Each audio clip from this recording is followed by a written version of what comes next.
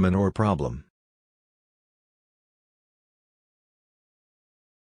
But, before moving forward, you should understand why this has happened.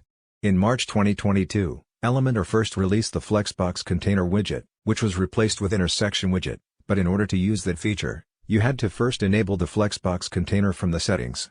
Flexbox Container status has been raised to stable beginning with Elementor 3.16. As a result, it is activated by default upon installation.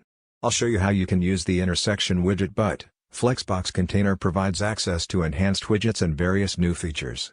If you choose to use the Inner Section widget, you will miss out on a number of useful features. Now let's fix it.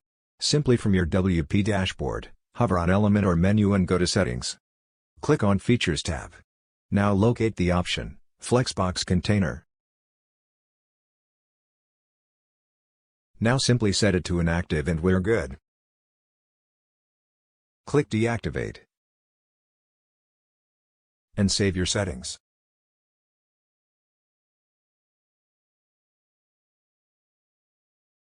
Now just refresh your Elementor page builder, and you'll see this option again. If this video helped you in any way, like this video and subscribe to my channel. See you later, alligator.